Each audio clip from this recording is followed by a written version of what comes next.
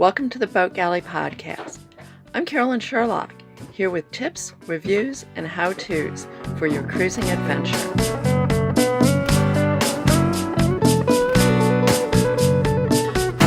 This episode of the Boat Galley Podcast is sponsored by FastSeas.com. Plan your next passage using FastSeas.com. Whether you're after speed or comfort, FastSeas will find the optimum route to your destination. FastSeas, making weather routing simple. Use coupon code GALLEY2018 for an exclusive 10% discount. Slow down, slow down. Growing up, my mom's mantra was, if you can read, you can do anything. Cruising has proven the truth of that over and over.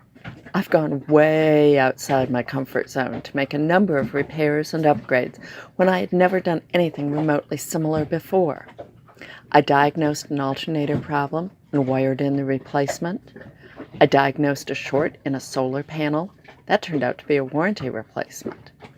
I figured out that our voltage regulator was faulty, installed the spare, and built a wiring harness for it.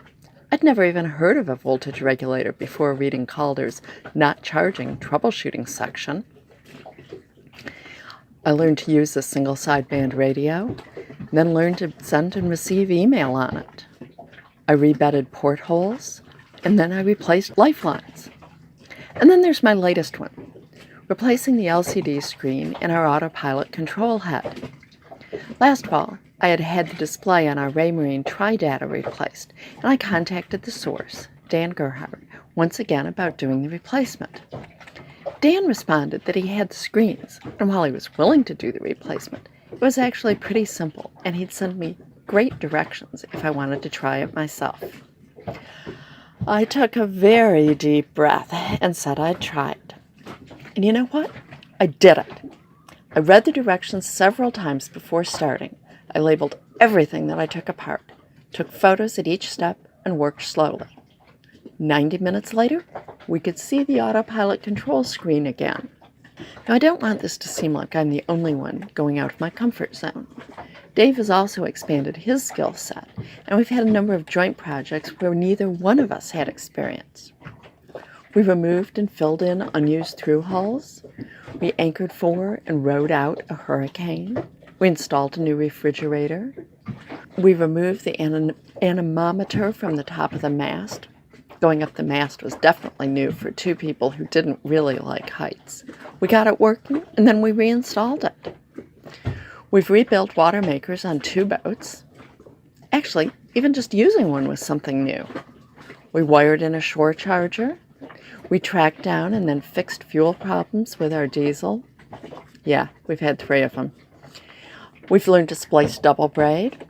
And we've learned to manage our battery power, monitoring usage, charging, and maintaining the batteries. The list could go on and on. I was shocked when Dave, admittedly with a mechanic friend, decided to rebuild our engine right in the cockpit. Not only does it now run, and it didn't before, it purrs. My point here is not what all we've done, but to encourage you to tackle new things. Between owner's manuals, reference books, Google, and YouTube, you can get lots of help. Or ask a friend who's experienced. Even hire someone to teach you. You can do far more than you think you can. Soon, the successes build on themselves. Dave and I have both taken on larger and more intricate projects. Start by learning or fixing something small and build up some confidence. I keep pushing my comfort zone outward and surprise myself with what I can do. I mean, I'm installing and repairing items I didn't even know existed. Mom was right. I learned to read, and I can do anything. I bet you can too. Thanks for listening. If you like the show, please be sure to subscribe in your podcast app. Just search for the Boat Galley Podcast. And reviews are always appreciated. Until next time, then.